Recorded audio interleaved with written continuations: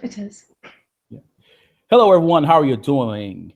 And welcome to the Dr. Will Show, where we have the discussions that inform, entertain, and empower educators to be the change. I am your host, Dr. Will, and today will be my first interview of a series of, I hope, with Corwin authors. Um, this is going to be a hot show. So if you are at the house, get your popcorn ready, go get your tea, your coffee, a donut or something, and just be prepared to be rocked. I have Dr. Clark with me today, and I also have Brady, is it Venables? Yes. Awesome, awesome. I don't like messing up people's last names because they do mine all the time. Uh, Hers and too. so, and so we will be talking about quality feedback to guide professional learning. So how are you doing, ladies? Doing fantastic. No complaints here. Awesome, awesome. We're popcorn ourselves.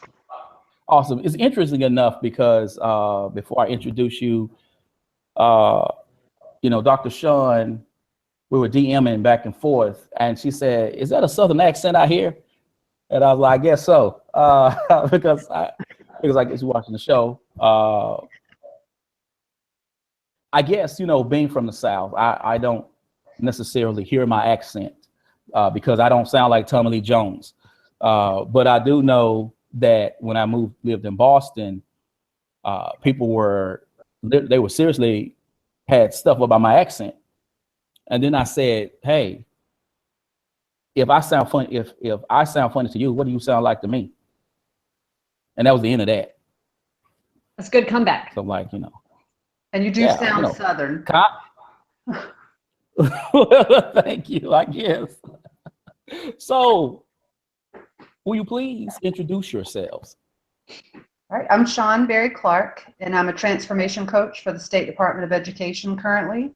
And I got into writing the book because we use feedback as a system to improve a school that was at risk, turned around the school from at risk to excellent in under 4 years. And I do want to tell the audience that everything that drives me when it comes to finding things that are free, because feedback costs nothing, is I was a high school dropout twice and a pregnant teen at the age of 17 and 18, got a GED, worked in bars as cocktail waitress, just messing around in Myrtle Beach, South Carolina. And I finally came to realize education is my only way out. So then I've lived my life prepping so that others could have those same choices. And that's where my passion lies. Awesome. And I'm Brady Venables, and I was very able to spend quite a few years working in that school district. I have since moved on, and I'm currently a technology integration specialist in a South Carolina school district where I support about 30 to 40 school-based technology coaches. So I'm kind of in a situation where I coach technology coaches who are based in the schools. And what drives me is to make sure that education is equitable for everybody. I grew up in a district that was the poorest in South Carolina, and my parents were able to send me to private schools, so I received a wonderful education, but that really influences me to stay in the public realm because not everybody has the opportunities I had to receive a private education. So I'm really passionate about making sure that all public school children receive the same high quality education I received. Excellent, excellent. So people, let's just jump into this. What was the pain point for writing your book? I would say putting our story out there. My co-author and I were a little bit hesitant to sharing everything that we did because the pain points were the struggle of working with teachers, and our teachers were amazing, and we have phenomenal kids in the district where I was at in Saluda, but pulling that together and deciding how vulnerable are we going to be and how much truth are we going to tell about this journey. Another huge pain point was when we opened the book up to reviewers, and you're talking about having Corwin authors on, we opened the book up to them. We get like a lot of reviews back, and some people actually questioned us and said, "Who do you ladies think you are? Like, this is not even doable. You can't spend that much time in the classrooms. You can't spend that much time giving feedback." So that was like a punch to the gut of, will we let that feedback defeat us, And will we feel the sting of it? Just like everybody does. No one loves constructive feedback, but would we use it to push us forward and make a difference? So those are probably the pain points of actually authoring the book. Okay. So please define quality feedback and why is it important to guiding professional learning? The simplest thing, it's not my definition, and we stole everyone's definitions and just rolled them into a bunch of characteristics. Hattie and Timberly just say it's the information you provide an agent regarding their outputs and their performance. And it's not specific to education at all. I mean, feedback can be used in any realm, as you know. There's a chart in our book that talks about what it is and what it's not. And it's the classic things like it's timely, it's constructive, it's based on measurable outcomes. It's not about a emotional response, it's about a cognitive response based on data that you can actually make actions towards. It's always followed up with support. And I think I said this at the beginning, the number one thing about feedback is that it's completely free. Doesn't cost your district a thing, doesn't cost your school a thing, free to everyone. And another important point is you can't just give it, you have to be the recipient of it. You know how you said my hair might look jacked up today? I have to receive that feedback as well as give it. I mean, I think those are important characteristics of it. And I kind of wanted to take a minute at this point to talk about what it was like to be a recipient of Shawn's quality feedback in the district. At the beginning, She's going to hold back a little bit on some stuff. At the beginning, I was a teacher, and Shawn was the director of curriculum and instruction at the district office. And she literally asked every teacher in the district to turn in 3 assessments throughout the school year.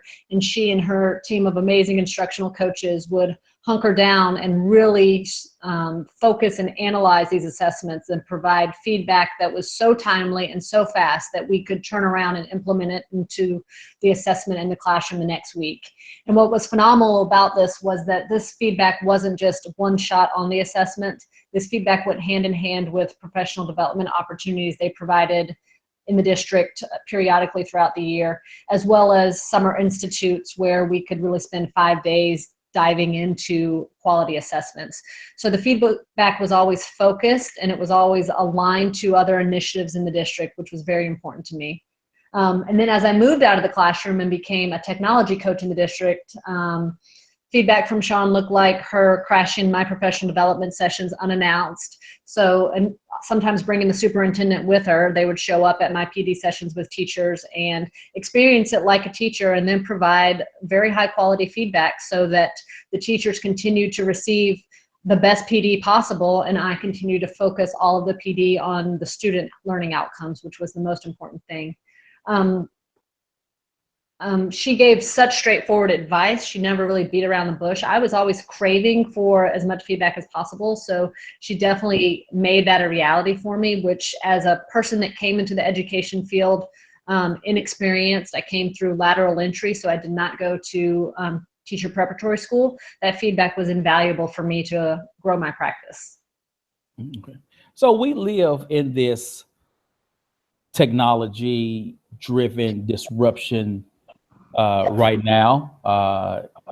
Some people love it, and some teachers, those devices are coming and they're putting in applications somewhere else. How do you provide unified PD when it comes to technology integration, and how does feedback come into play? But I know Brady has a lot of input in this area, even though I'm #tech savvy just as much as she is. That's just for the record, for the YouTube audience. The thing we discovered the most in our positions, and this was me as director of curriculum instruction, Brady as the district technology coach, these were like 2 separate offices, never meant to intertwine. No one ever told us, you guys should work together. Like, why aren't y'all doing this? We took it upon ourselves to say this has to meld into one entity. There should be no technology division. And Brady's the one that first told me that. She goes, why do we even have tech coaches? There should be nothing called a tech coach. And I'll let her expand about that because I know she has a very big point to make about it. So, you know, in the era well, first of all, I'm completely self-taught, and all of technology specialists kind of are. I mean, I am too, yeah. There's no, like, it didn't exist when we went to college, this idea of tech integration specialists. We are self-taught and all getting on YouTube. I mean, we figured out how to use this technology and get it into the classrooms by trial and error, and getting on YouTube and getting on blogs and reading tutorials. And so that led me to kind of a point of view that is sometimes people take argument with it, which is completely fine.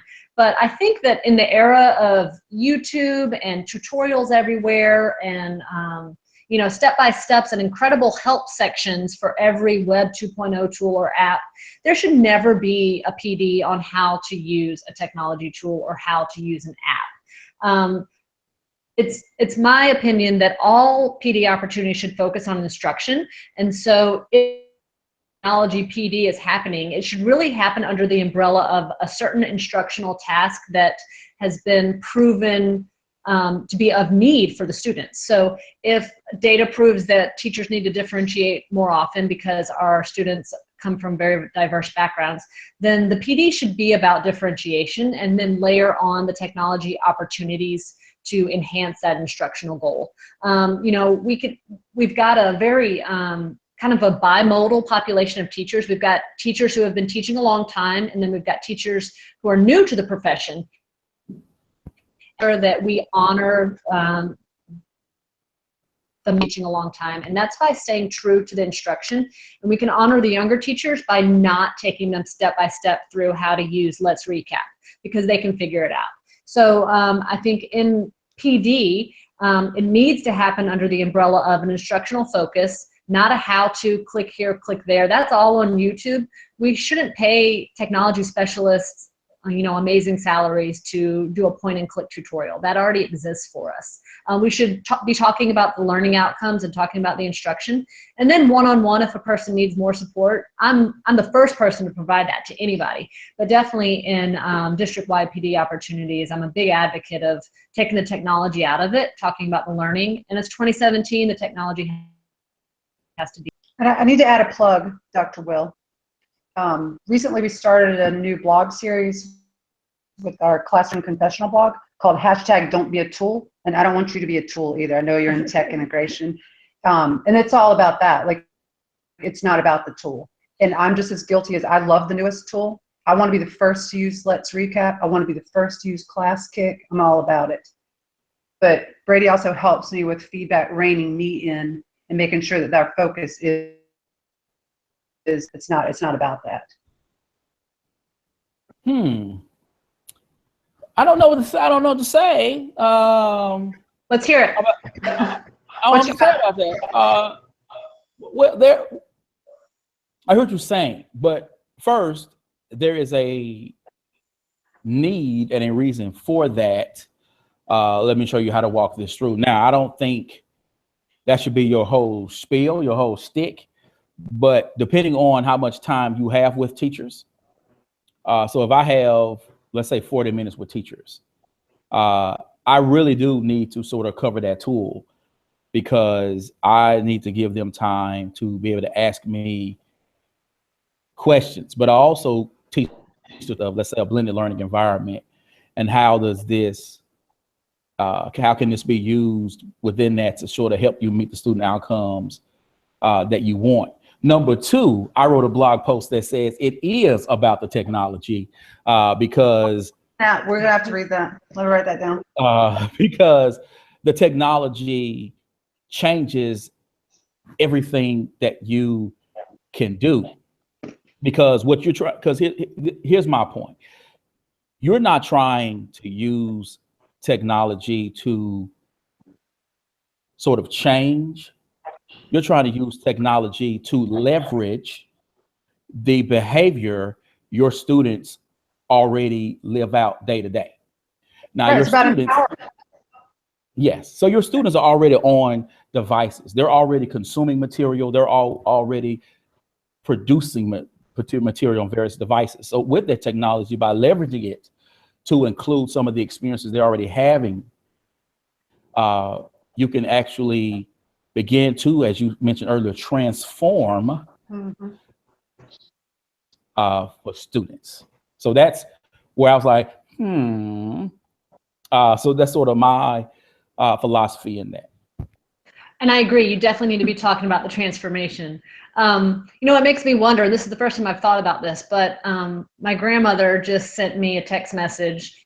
I think she's 85, and she also is the person that got me on Facebook, my grandma. And no one teaches us how to use the technology in our personal lives. No.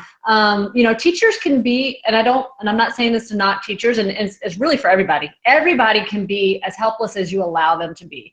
No, there's no tutorial class for how to use Snapchat. We all just figure it out because we have an ultimate goal. Because we want to connect with our grandkids, we will figure out how to use Facebook because we want our goal. So, I want to give teachers more benefit, like because they best for their kids, because they want to differentiate, and we've given them information about why that's an instructional strategy to use, and we've given them information about why it benefits kids, then I'm going to trust those teachers. I'm going to recommend, XYZ technology tools, give a brief pros, cons, what's good about it, what's bad about it, and give them the benefit of the doubt.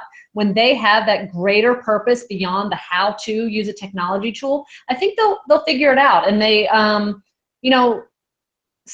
yes, you're right. Some do need that one-on-one, but I think as far as whole school or whole faculty PD, we can give most teachers the benefit of the doubt. If we say it's time to differentiate and, oh yeah, Google Classroom now lets assignments to be assigned to subsets of students, here's a YouTube tutorial for it, they'll get after it because they have the passion for the instructional goal. So hashtag don't, you're saying you are a tool. So we'll see what happens. We'll do a dueling blog. Yes, I'm an all-purpose. All-purpose. Yes. So please walk the viewers through the process of delivering quality feedback, and how can quality feedback be used to support teachers? Step one is probably building a culture where feedback is natural. You can't just jump in and act like it's expected to happen. So we set up the situation where feedback can take place. We give it, we receive it, and we do it on all fronts. Feedback through observations, feedback through validating assessments, feedback through the use of video, constant walkthroughs in the classroom. The same thing with students. The more quality feedback you give teachers, the more in turn they are apt to do it with their students. So build a culture, set up a system where it happens regularly. With technology, same thing. We always make sure we have feedback following technology. We're not letting that technology do the feedback for us. So adding on like that, perhaps.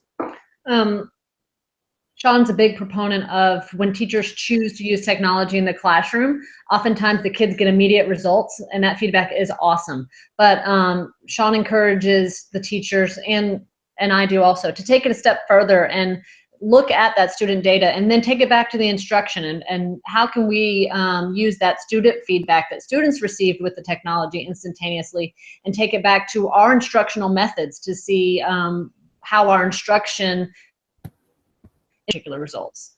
And leaders go first. We never do anything we don't expect to do ourselves. We co-teach, we model, we give the feedback, we receive the feedback, we let them watch us on video. So it's all about a system of creating that trust where it's got to be a regular thing. Everyone wants to know how they're doing.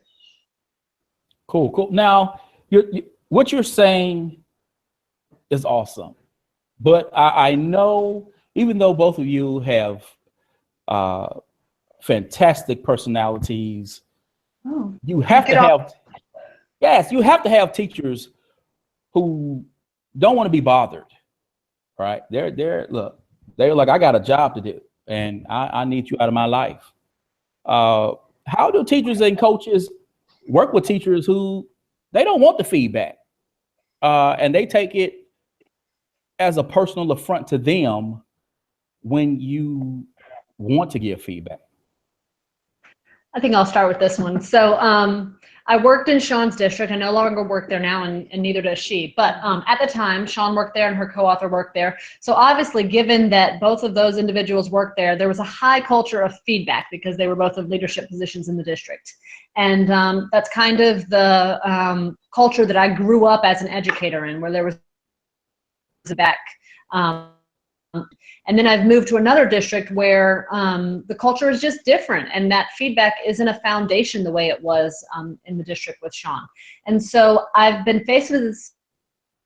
I think an important strategy is when you're working in this feedback and that candid type of conversation isn't as prevalent, is to work from people's strengths. Everybody has strengths. And so you can provide feedback that is strengths-based and to help them grow in that way as you build that trust relationship. That's much more approachable and much more acceptable than attacking a weakness right off front. I think that you can eventually get to that point or coach a person to evaluate their own practice and tackle their weaknesses themselves. But that strengths-based approach has definitely served me well in stepping foot inside of a culture that wasn't as founded in feedback as my previous system was. And for me, if teachers aren't open to it immediately and I haven't built enough trust or relationship, I'll do things like feedback on the fly, where I'll set up a video camera and videotape, and I'll just jump in and coach on the fly. And I tell them ahead of time, I don't just do it and surprise them and jump out of the closet and start giving feedback. I've found that helpful because they know I'll co-teach, I'll model right there on the fly. But this is where you and I had a little direct message going on Twitter where you said, just do me and don't worry about holding back. I'm going to be honest that I find withholding feedback is a complete disservice for our students. So I'm going to also share a resource there because I believe in sharing everyone's talents. It's not just about us. Kim Scott, who has a great video about radical candor, and she's got a book out. She's got 2 books out about it, actually. Hers is about challenge directly but care personally.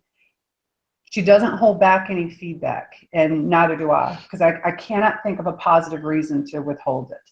Like I said, everyone wants to know how they're doing, and I expect people to do. I usually push on through and let people know that it is about the students first, and that's just how we operate. Anywhere that I've worked in our system is we make sure that's the culture. Students first.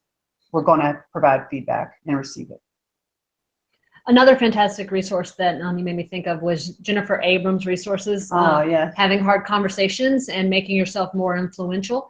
And Shawn kind of practiced what I learned from Jennifer Abrams naturally, which was keeping the conversation focused on the students and making that very clear that it wasn't personal. It was strictly professional. And even if the feedback hurt, I knew that it always came from a place of deep care for student outcome. And that mutual care really, made the conversations okay and made it really, really a growing experience rather than a challenging experience. Okay. I tend to, and what I have, when I receive pushback, I just walk away because, seriously, personally, because I can't change their minds. I can't make them want to I can't make them want to do better. One of the things that I have done in my practice and working with teachers is, as you mentioned earlier, Brady, is about being sort of focused. Strengths focused, strengths based. Mm-hmm. And so when I know that a teacher loves to lecture, instead of me trying to, especially if they're good at it, instead of me trying to say, okay, I'm here to just flip the script and change everything that everything you're good at. That's when I go, okay, Nearpod will be amazing for them. Mm-hmm. Okay? Because it will allow them to go from their strengths for that student engagement. It'll still allow for them to obtain that data that they can turn back and inform instruction. They can also, in terms of doing the student pace nearby, then they can give that to students to differentiate instruction as well. So because of all of that, and again, I like to say it's about the technology. It allows me, then I can work from that teacher and sort of build that trust, because I'm not trying to say, hey, by the way, I'm trying to turn you into Catelyn Tucker. I'm trying, I'm trying to let you be you, Right. and let's work from there. And with other teachers, and I know, hey, they're great at centers, then I try to look at other options. Okay, how can we make this better? What tools can be better? So you can best sort of utilize it. So that's how I have approached the work that I've done, as opposed to, I guess, certain type of feedback. Because literally, I had a teacher once tell me, I don't want to be bothered, Will. You can just leave me alone. Now, I'm not going to lie to you. I was upset. Okay, but I did just that. I walked away, and then the teacher came to me. And then from there, she would say, hey, I want to do this. I'll say, okay, let's do this. Oh, hey, I want to do that. Okay. And now we have a great relationship, and she's doing a bang up job. But that type of feedback, you say, be candor and caring and all of that. That scares me. I ain't scared. It sounds like your people very well, which, just like teaching kids in the classroom, it's important to know the people that you're trying. And I think that Shawn didn't mention it, but she definitely practiced it. She knows that she can just come right out with it at me, and she doesn't have to ask permission to share feedback, and she doesn't have to engage in some strategies that you might do with feedback. She knows that she can just tell me how it is and say, that's a crap idea, you need to move on. And that's fine, because that's what I'm ready for. But I know that in situations where she's been working with a teacher where maybe they weren't as ready or as thirsty for feedback as I have been, she would probably take a different approach. I would, and I would, even though I try not to make it personal. I've found 75% of the time something else is going on, or somebody just needs a break. Or they just want to talk about something else, and they just need somebody to listen to them and talk through it. But all the while holding on to the expectation that we bring our A game for our students first. And I think I had much success because everyone knew that was my bottom line. They didn't have to like me, and they didn't have to love my candor or my witty nature, but they did respect that came first for me, always. Okay. No, being vulnerable. I had to let them know that about me. If they didn't know me, that would have never worked. And of course, as a person in a leadership position, you have to ask for the teacher's feedback first, and they have to know that you're using that feedback. For example, we taught a graduate course together, and at the end of every day, we asked for our students' opinions and feedback for that day's learning activities. And the very first slide the next day was their feedback and the changes that we made as a result of that. So we can't just give feedback to teachers without modeling that same kind of expectation that we want to receive it and we're thirsty for it as leaders too. Yeah, I ask, and we were just working with teachers on creating a vision sort of for our one-to-one, and asking their, what are their goals and all type of stuff. And one of the teachers actually wanted her feedback, as I said, how can I be a bit of better, I guess, assistance for you? And one of the teachers said she wanted me to model a lesson. So, which I found that to be interesting. So I'll have to get with that teacher, and I will have to work that out. So earlier, Dr. Shawn, you mentioned video. What role can video play in delivering quality feedback? Well, first, it's the biggest ROI. Are you in marketing? You know what ROI is? Return on investment. Okay, bam. Gary Vaynerchuk will be very proud. I've never seen Because it's too much. Oh, Yes. that's why I like him. Makes me feel awkward. Makes me feel awkward. Like I need to go to confessional after that happens. Dang, you really do know who he is. Okay. All right, Gary Vee. Later. So return on investment, I've seen the fastest changes for growth. Because video, actually, you could subtract the verbal feedback. It's what you see. You can replay it over and over. You can play it in chunks. You can focus on a part versus the whole of the lesson. It doesn't lie. It takes away the perceptions. It's not about what I think or, oh, what I think the kids were doing. I don't have to think about what the kids were doing because the kids are on videotape. You're watching what they're doing. With feedback, we did focus on the students. We didn't aim the camera at the teacher. It was always on the kids, on their work, and we would incorporate student interviews on feedback and ask them, so how do you know you're doing well? What measurement will you take to measure your growth? I've just never seen something so powerful as video. And we put our money where our mouth is. Nobody wants to see your extra 10 pounds on the camera. I don't want to see that on myself. I don't want to hear my voice.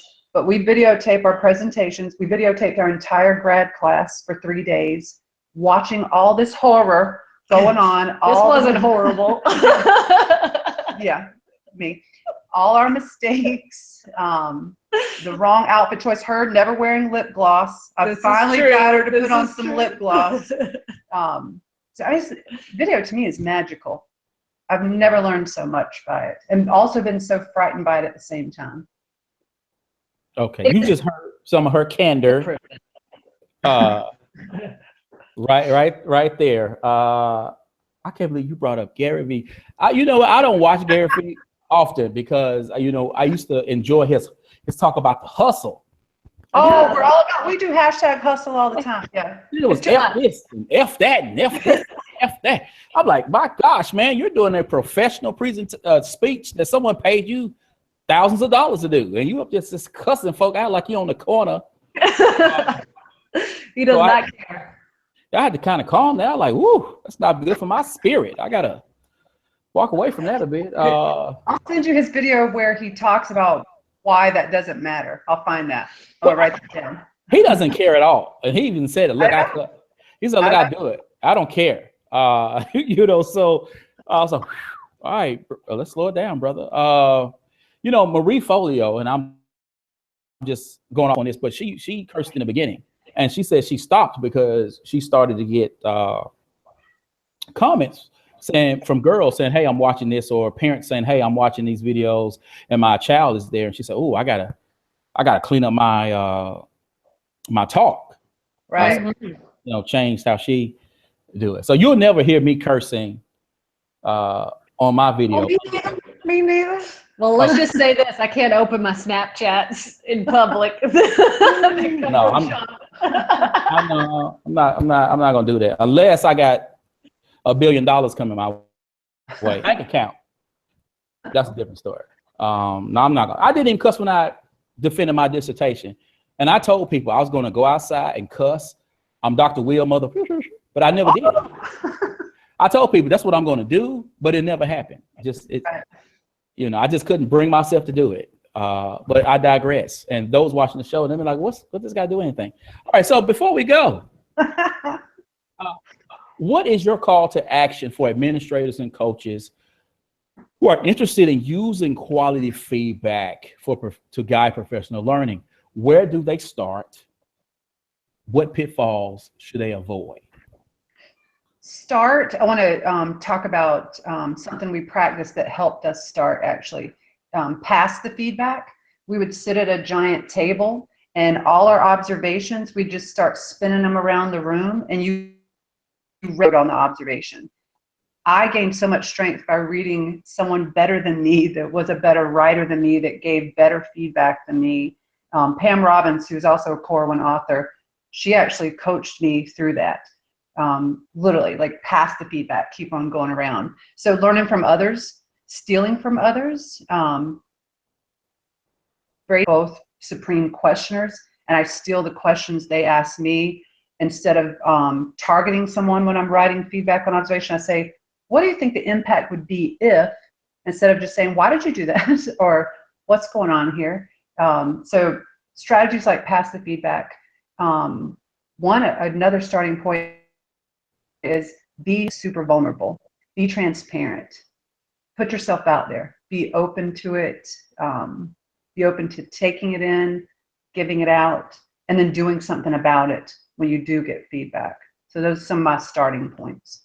And I think what I'll share is probably one of the most valuable leadership lessons I ever learned from Shawn, which was never ask a teacher to do something that you yourself would not do, or something that you yourself have not done.